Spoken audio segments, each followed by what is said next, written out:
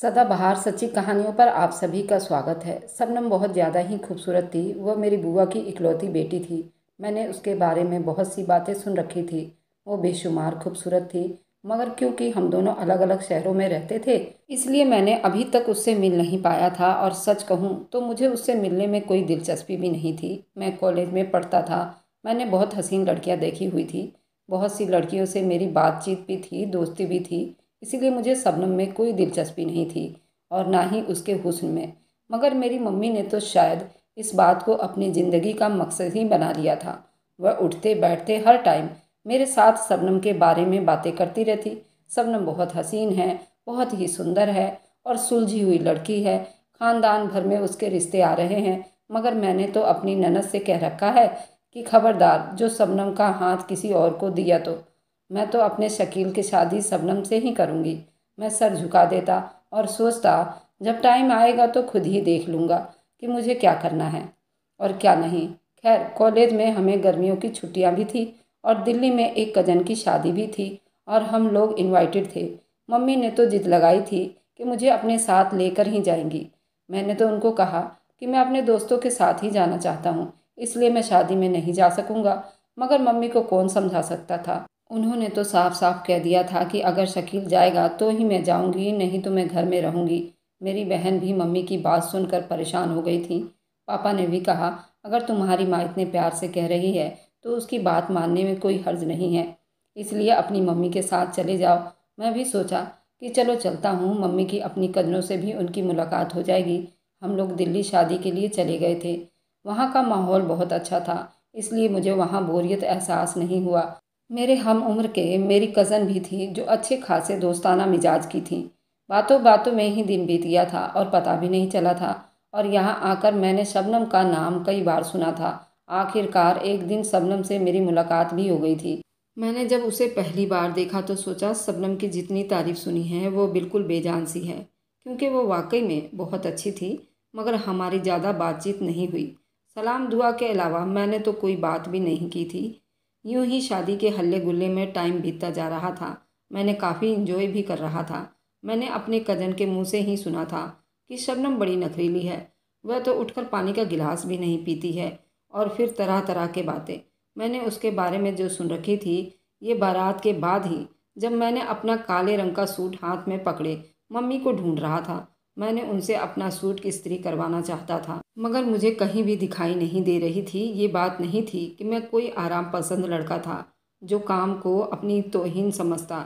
बात तो ये थी कि मैं अपनी पैंट शर्ट वगैरह तो इस्त्री कर ही लिया करता था, बस कोट पैंट में मुझसे इस्त्री ना होता था। घर में जगह जगह अपनी मम्मी को ढूंढ रहा था। तब मुझे शबनम नज़र आई थी। वह कहने लगी, आपने मामी से क्या कहना था? मैंने अपने हाथ में पड़े हुए सूट की तरफ इशारा किया और बोला, मम्मी से इस्त्री करवाना है। तब शबनम ने हाथ आगे बढ़ा दिया और बोली, मैं इस्त्री कर दूं?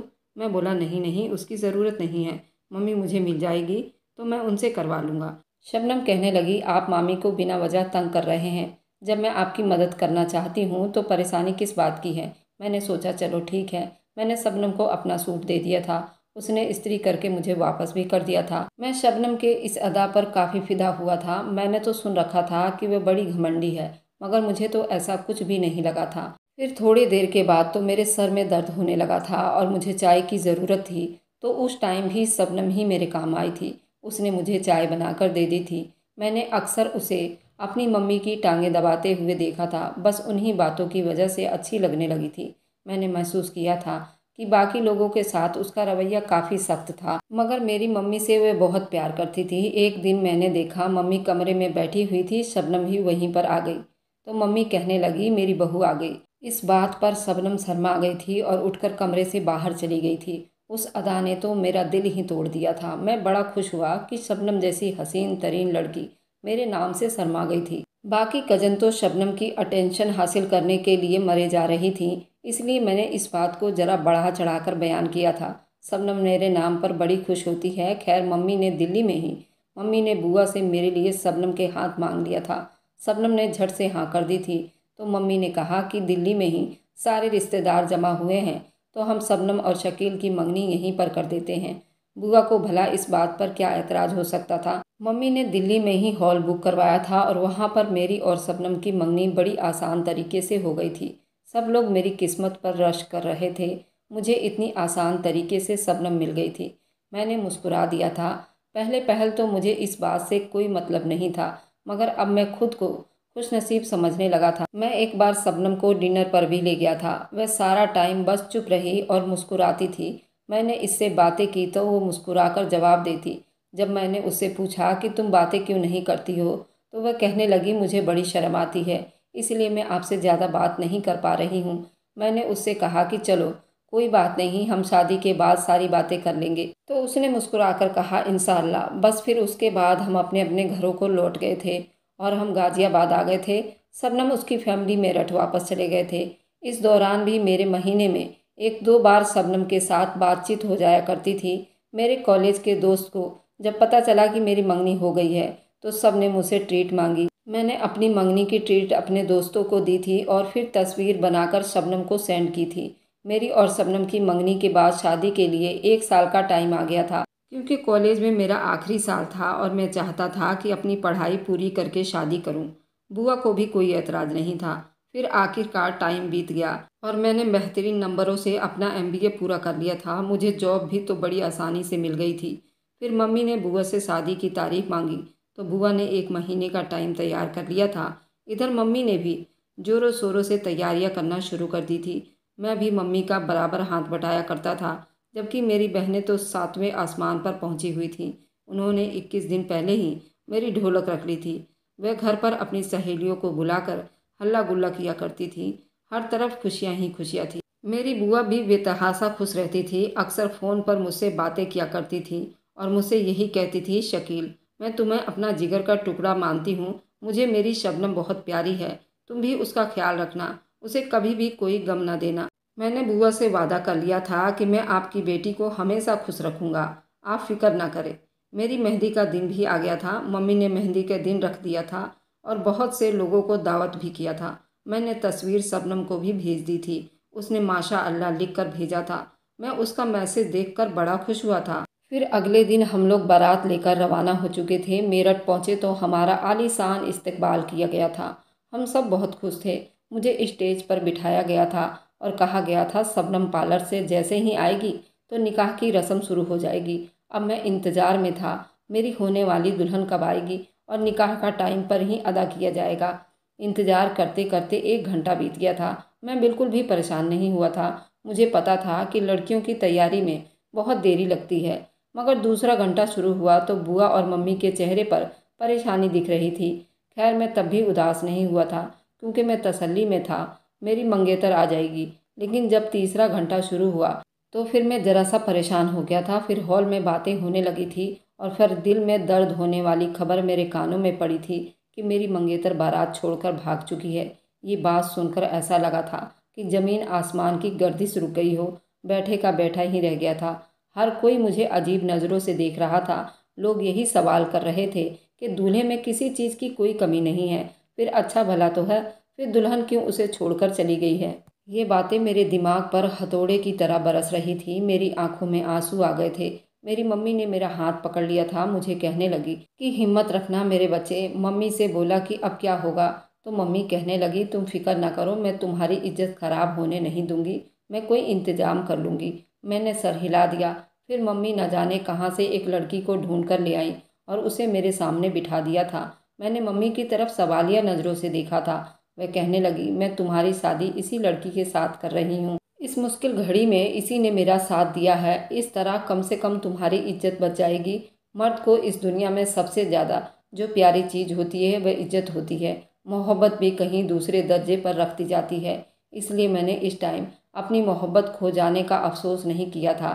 बस उसी में सब्र और शुक्र किया था कि मेरी इज्जत बच गई थी। मेरा निकाह कर दिया गया था और वह अनजान लड़की मेरी बीवी बनकर मेरे घर आ गई थी। बुआ ने मेरे सामने हाथ जोड़ लिया था और कहने लगी, बेटा तुम मुझे माफ़ कर देना। मैंने तो कभी सपने में भी नहीं सोचा था कि मेरी बेटी इस तरह की हरकत करेगी। मुझे तो पता है कि वह तुम्हारे लिए ये टाइम बहुत कड़ा है, मगर मैं इस वक्त तुम्हारे लिए कुछ भी नहीं कर सकती हूँ।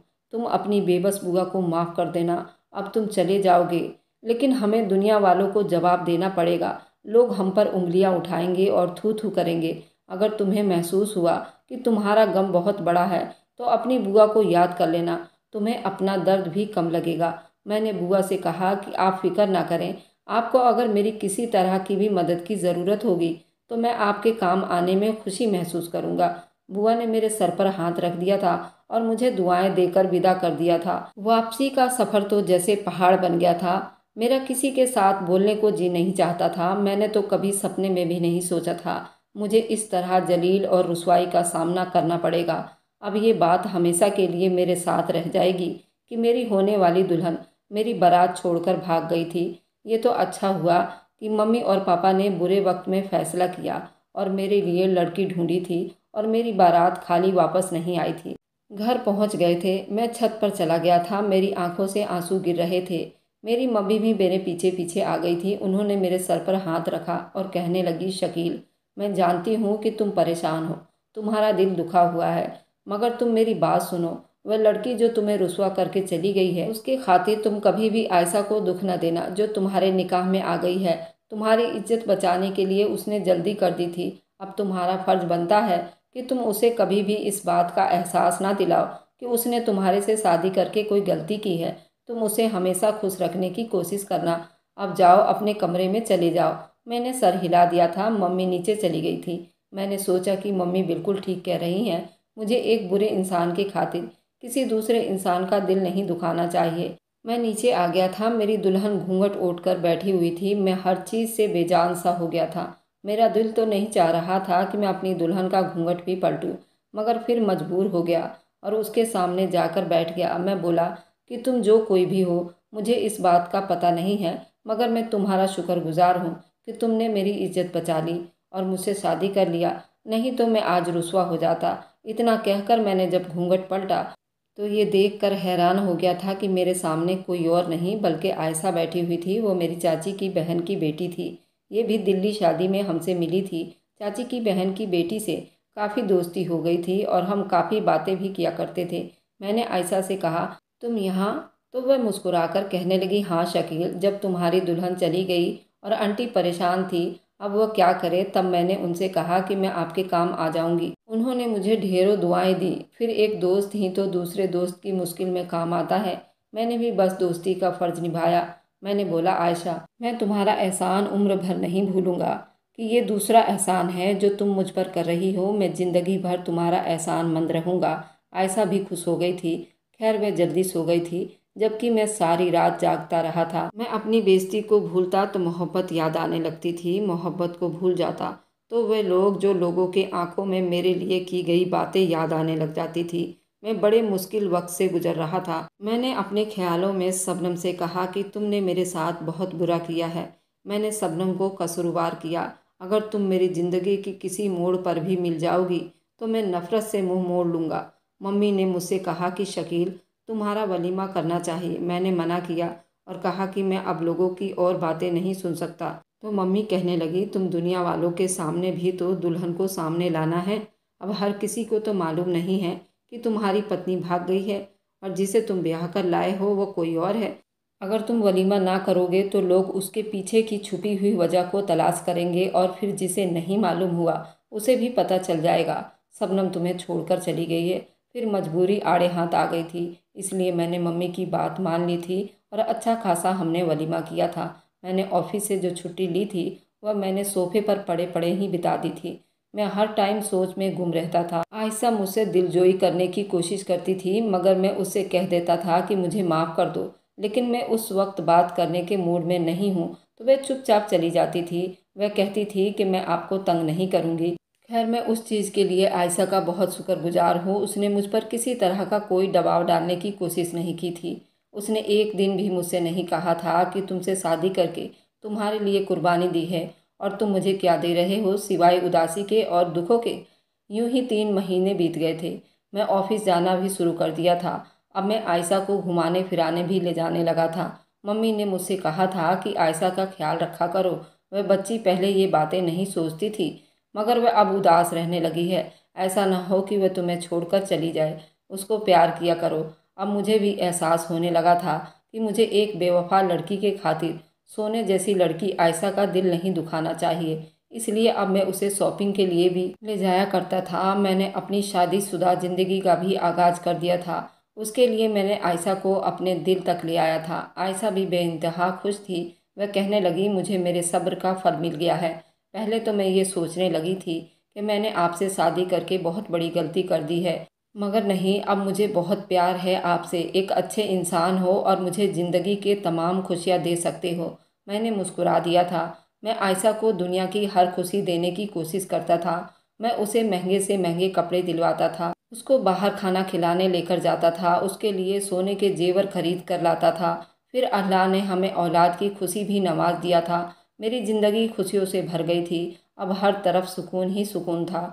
लेकिन अब भी कभी कभी मुझे शबनम की याद आ जाती तो मेरा खून खौल कर रह जाता था। मैं सोचता था कि उसने मेरे साथ कितना बुरा किया था। मेरे मोबाइल पर अभी तक मेरी और शबनम की चैट मौजूद थी। न जाने वो मैसेज में इतनी अच्छी क्यों बनती थी। खैर, मैंने उसको अपने दिल से भुलाने की कोशिश करता, वह मुझे और याद आती थी, क्योंकि उसके साथ सिर्फ मोहब्बत का ही ताल्लुक़ नहीं था, उसके साथ बेइज्जती का भी ताल्लुक़ जुड़ा हुआ था। अगर बात सिर्फ मोहब्बत की होती, शायद मैं उसे भुला देता। ये उस दिन की बात थी जब मेरी बेटी 1 साल की हो गई थी। आयशा ने मुझसे कहा था कि हम शबा की सालगिरह मनाने के लिए किसी हिल स्टेशन पर जाएंगे। इस तरह हमारा आउटिंग भी हो जाएगा और हमारा अच्छा टाइम भी बीत जाएगा। मैंने हामी भर ली थी। इसलिए मैं और आयशा अपनी बेटी की सालगिरह मनाने के लिए जम्मू चले गए थे। ये बहुत ही खूबसूरत जगह थी। ऐसा लगता था जैसे अल्लाह ने जन्नत का एक टुकड़ा हमारे हिंदुस्तान में रख दिया हो। मैं उस खूबसूरत जगह पर जाकर इस कदर खुश हो गया था। मेरी बेटी भी बहुत खुश थी और सबसे बढ़कर आयशा भी बहुत खुश थी। शाम के वक्त हमने एक बहुत से अच्छे से रेस्टोरेंट में केक काटा था। बेटी की सालगिरह मनाई गई थी। अब हम वापस आ रहे थे तो अचानक ही एक भिखारन मेरी गाड़ी से आकर टकरा गई थी। मैं बेतहासा डर गया था। ये तो अल्लाह का शुक्र था कि मैंने टाइम पर ही गाड़ी में ब्रेक लगा चुका था, लेकिन फिर भी भिखारन गाड़ी से टकरा कर नीचे गिर चुकी थी। मुझे उम्मीद थी कि उसे ज़्यादा चोट नहीं आई होगी। मैंने जल्दी से अपनी गाड़ी से उतरा और भिखारन को सहारा देकर खड़ा करने की कोशिश किया। आयशा भी बाहर आ गई थी। सामने का मंजर देखकर मैं और आयशा बिल्कुल सुन्न हो गए थे। वह भिखारन कोई और नहीं बल्कि शबनम थी। शबनम ने आगे बढ़कर आयशा को थप्पड़ मारा था और उसको पकड़कर झकझोरने लगी थी। आयशा तो बिल्कुल डर सी गई थी और खुद को छुपाकर जल्दी से पीछे हो गई थी, जबकि मैं हैरान था। मैंने शबनम का हाथ पकड़ लिया और बोला, ये क्या बदतमीजी है, तुम क्या कर रही हो? तुम मेरी पत्नी पर हाथ कैसे उठा सकती हो? यहाँ से भाग जाओ, कहीं ऐसा ना हो कि मैं पुलिस को बुलाकर तुम्हें उम्र भर जेल में सड़ने के लिए फेंक दूँ। शबनम कहने लगी, जेल में तो इस औरत को फेंकना चाहिए जो बड़े अरमान से तुम्हारे कंधे के साथ कंधा मिलाकर फिर रही है। ये घटिया औरत, उसने मेरी ज़िंदगी खराब कर दी। मैं बोला, ये तुम क्या बकवास कर रही हो? मेरी पत्नी ने तुम्हारी ज़िंदगी खराब नहीं की, बल्कि तुमने अपनी ज़िंदगी खुद खराब की है। तुम्हें याद है तुमने मुझे कितने लोगों के सामने रुस्वा कर दिया था? तुम मेरी बारात छोड़कर भाग गई थी। मैं तुम्हें इस चीज़ के लिए उम्र भर माफ़ नहीं करूँगा। अब मेरे सामने ज़्यादा ड्रामा करने की ज़रूरत नहीं है। अगर नहीं चाहती कि मैं पुलिस को फ़ोन करूँ तो यहाँ से चली जाओ। शबनम कहने लगी, मैं जा रही हूँ, लेकिन मेरी बात याद रखना, ये औरत जिसके साथ अपनी ज़िंदगी बिता रही है वह ये धोखेबाज है। उसने मेरे साथ धोखा किया है। मैं एक पल के लिए चौंक गया था। आयशा ने मेरा हाथ पकड़ लिया और कहा, यहाँ से चलो ना, ये न जाने क्या क्या बक रही है। उसकी हालत तो देखो, उसने जो तुम्हारे साथ किया, अल्लाह ने उसको उसके किए की सज़ा दुनिया में ही दे दिया है। यहाँ से चलो। तब शबनम कहने लगी, आयशा, तुमने जो मेरे साथ किया उसका बदला तो तुम्हें शायद ना मिले, लेकिन तुम्हारी बेटी के सामने ज़रूर आएगा। ये बात सुनकर मैं एक पल के लिए डर सा गया था और बोला, तुमने खबरदार अपनी मनहूस जुबान पर मेरी बेटी का नाम भी लिया तो। शबनम फूट फूट कर रोने लगी थी। कहने लगी, शकील, मेरी बात तो सुनो। जिस दिन मेरी बारात आई थी मेरे साथ कोई और नहीं बल्कि आयशा ही पार्लर गई थी। उसने मुझसे कहा था कि मैं तुम्हारे साथ रहूंगी और तुम्हें मेकअप के दौरान कंपनी दूंगी। आयशा मेरे साथ साथ रही थी, मगर मेरा मेकअप हो गया था। आयशा कहने लगी, मुझे भूख लगी है, तुम बैठो, मैं पिज़्ज़ा लेकर आती हूँ। हम दोनों पिज़्ज़ा खाकर ही घर जाएंगे। मैंने हामी भर ली थी। इतना कहकर आयशा बाहर चली गई थी और मैं वहीं पर बैठी की बैठी रह गई थी। थोड़ी देर के बाद 2 औरतें पार्लर में आईं और कहने लगी, आप क्या आयशा की कजन हो? मैंने हामी भर ली तो एक लड़की मेरे साथ हाथ मिलाया। न जाने उसके हाथ में क्या था कि मेरी आंखों के सामने अंधेरा छाने लगा था और जब मैंने आंखें खोली तो मैं एक कमरे में बंद थी। वहां आसपास कोई भी नहीं था। मैं घबराई हुई थी और रो रही थी। मदद के लिए चिल्ला रही थी मगर मेरी किसी ने मदद ना की। मैं रोती चिल्लाती जा रही थी मगर ऐसा लगता था जैसे यहाँ पर किसी के कान नहीं है। खैर, रात को एक औरत मुझे खाना देने के लिए आई तो मैंने उससे पूछा कि तुम कौन हो और मुझे यहाँ क्यों बंद किया हुआ है। तो कहने लगी, ये सब आयशा के कहने पर कर रहे हैं, उसने हमें ये सब करने के लिए पैसे दिए थे। आयशा ने क्यों किया मेरे साथ ऐसा? तब उस औरत ने मुझे बताया, जिस लड़के से तुम्हारी आज शादी थी ना, उसके साथ आयशा मोहब्बत करती थी और उसे किसी भी कीमत पर खोना नहीं चाहती थी, इसलिए उसने ये सारा ड्रामा रचाया। तुम्हें बहाने से यहाँ बैठा दिया है, सिर्फ इसलिए ताकि हम तुम्हें अगवा कर सकें। यहाँ पर इसलिए लाए हैं, अब हम तुम्हें आगे बेच देंगे। मैं रोने लगी और बोली, मेरे साथ ऐसा मत करना, मेरे माँ बाप की इज्जत खराब हो जाएगी, खुदा के वास्ते मेरे साथ ऐसा ना करना। तब वह कहने लगी, हम तो खुद मजबूर हैं, हम तुम्हारे लिए कुछ नहीं कर सकते। और फिर मुझे 1 महीना अंधेरे कमरे में कैद रखा गया था और उसके बाद मुझे वैन में बिठाकर कहीं दूर ले जाया गया था। फिर मुझे वहां पर ले जाकर भीख मांगने के काम पर लगा दिया गया था। मैं वापस घर भी नहीं जा सकती थी क्योंकि मुझे जिस माफिया ने खरीदा था उसके पहरे बड़े सख्त थे। मेरे साथ और भी कई लोग यहाँ पर भीख मांगने का काम करते हैं और जितना भी हमारे पास पैसा जमा होता है शाम में जाकर अपने मालिक को दे देते हैं। आयशा कहने लगी, ये बकवास कर रही है, झूठ बोल रही है, मैंने उसके साथ ऐसा कुछ भी नहीं किया, वह सिर्फ खुद को बेगाना साबित करने की कोशिश कर रही है। तब शबनम ने आगे बढ़कर आयशा से कहा, तुम अपनी बेटी के सर पर हाथ रखो और कहो ये सब झूठ है, और उसे कहा कि अब खाओ अपनी बेटी की कसम कि तुमने मेरे साथ ये सब नहीं किया। तब मैंने उसे कहा कि तुम मुझसे शादी करने के लिए तैयार हो। शबनम ने हामी भर ली थी। ये देखकर आयशा रोने लगी। उसने मेरे सामने हाथ जोड़ लिए थे और कहा, खुदा के लिए ऐसा मत करना। मैंने कहा, जो तुमने किया मैं माफ़ तो नहीं कर सकता, मगर मैं तुम्हें डिवोर्स नहीं दूंगा क्योंकि हमारी बेटी की ज़िंदगी ख़राब हो जाएगी, लेकिन मैं शबनम को ज़रूर अपनाऊंगा। मैंने शबनम के साथ निकाह कर लिया और उसे सारी खुशियाँ देने का वादा किया था। फिर शबनम को उसके माँ बाप के घर ले गया। उसने यही कहा कि शबनम का एक्सीडेंट हो गया था, वह अपने आवाज़ को खो चुकी थी। शबनम मुझे अस्पताल में मिली थी। शबनम घर से नहीं भागी थी। इस बात पर न जाने लोगों को यकीन आया या नहीं आया, मगर शबनम की इज्जत फिर से बच गई थी। मैं आयशा की तरफ अब देखता भी नहीं हूँ, उससे बात भी नहीं करता, जबकि वह मेरा प्यार हासिल करने के लिए सारा दिन रोती रहती है, मेरे आगे पीछे फिरती रहती है, मगर मुझे उससे नफरत हो गई है। मैं अपनी सारी खुशियाँ और मोहब्बतें शबनम पर निछावर करता हूँ। आयशा की हालत इतनी बुरी हो चुकी है कि उसकी तरफ देख कर ही लगता है कि उसे उसकी जुर्म की सज़ा इस दुनिया में ही मिल गई है। अब आप लोग बताएं कि मैंने शबनम से निकाह करके अच्छा किया या गलत। और मैंने आयशा को भी नहीं छोड़ा है, पर मैं उसको अपने दिल में मोहब्बत नहीं दे सकता क्योंकि मेरे दिल से उतर गई है। अब आप लोग कमेंट में ज़रूर बताइएगा मेरा फैसला ठीक था या नहीं। मुझे आप लोगों के कमेंट का इंतज़ार रहेगा।